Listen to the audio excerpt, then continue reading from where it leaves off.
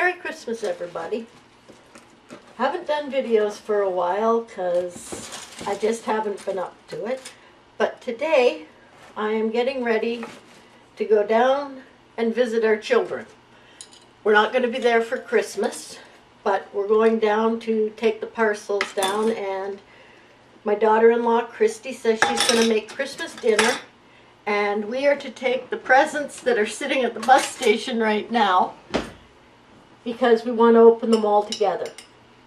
So my grandson told me that I make the very best garlic bread pizza. And I had to stop and try and figure out what garlic bread pizza was because I don't use garlic. I finally figured it out.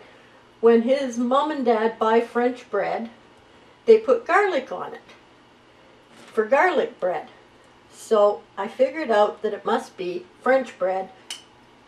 And that was about 3 Christmases ago, and every year, even though we don't go down, I make up a couple of French bread pizzas and send them to them. So that's what I'm doing today, part of it. All I do is I split the loaf, and then I'm using spaghetti, or just tomato sauce today.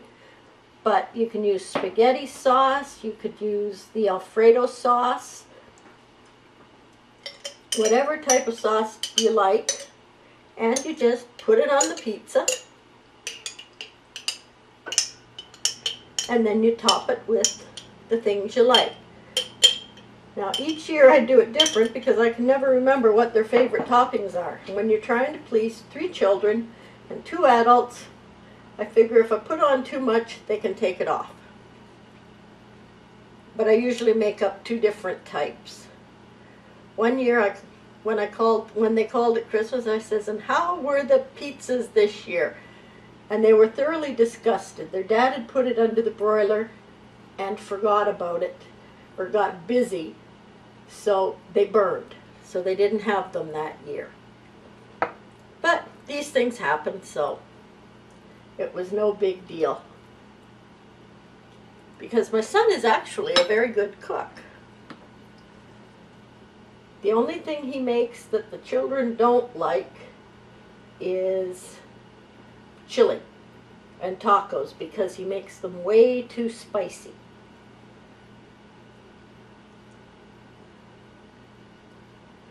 But I took pepperoni in a big chunk, and then I cut it to the sizes I want. I add some olives,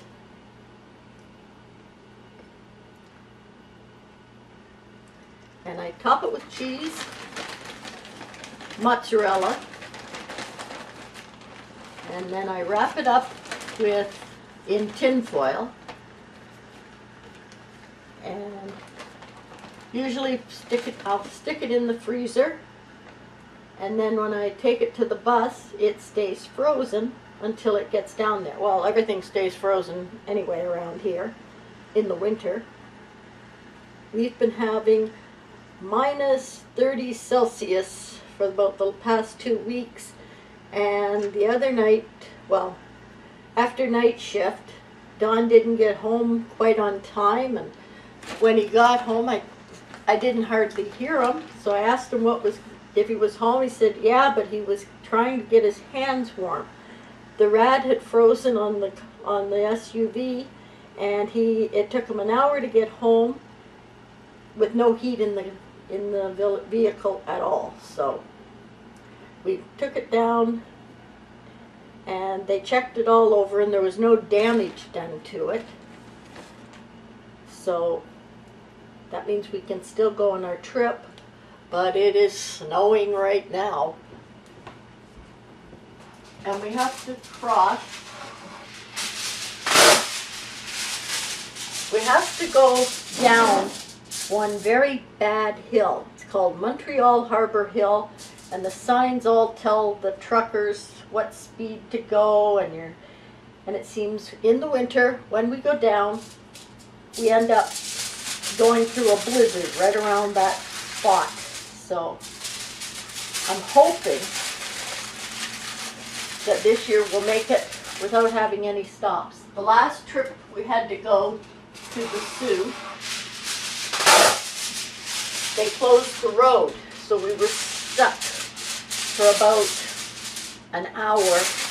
But the road had been closed for quite a while because, sorry about the noise, we went to, when we got up in the morning and went down for breakfast in the lobby, they said, are you going north or south? And we said northwest, and they said the roads are closed, you're stuck here.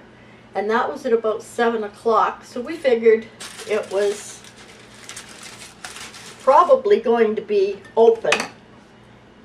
But we got to the spot and it was still closed.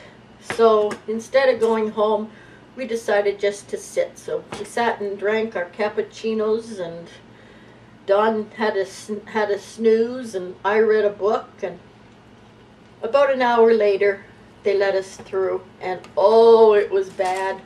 We had whiteout conditions for almost half the way. Don had his four-wheel drive going the whole way, and we don't usually do that. But we made it home safe and sound. When we used the cell phone and called to find out the road conditions, all they would say was, they're closed. But we had a nice break, went to Timmy's again and had more cappuccinos. Oh yes, by the way, Timmy's is Tim Hortons, and it's Canada's favorite coffee place. They make donuts, which are wonderful, but we don't buy them anymore. But they make really good ice caps, and that actually got Don drinking coffee.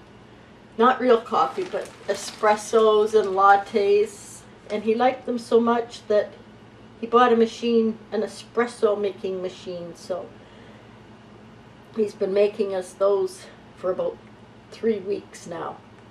I have no objection because they're pretty good, and I don't have to make them. He keeps telling me I should learn how so I could have them when he's not here, but it's more fun to drink them when somebody else has done it for you. But that's how I do my French garlic bread pizzas. They're really French bread pizzas. And now I'll stick them in the freezer.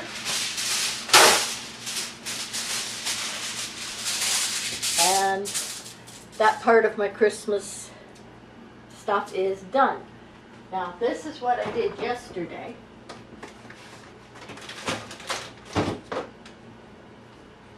These are another type of pizza. I took the ready-made pie shells, but you have to make sure you get the unsweetened one, otherwise they taste horrible. But there are my pizza tarts.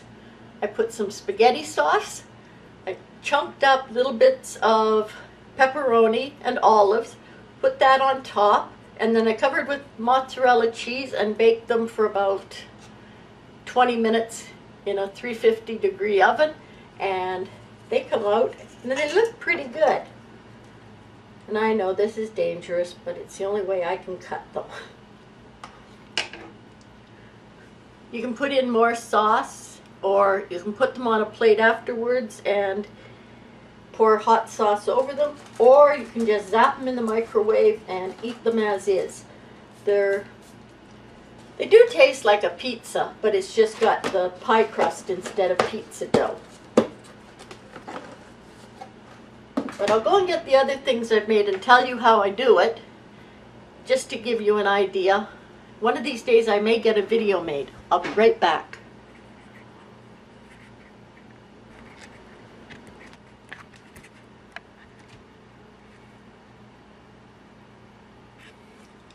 Okay, these are meat pies. I just make pie dough. Actually, I bought this one, the Pillsbury in the round.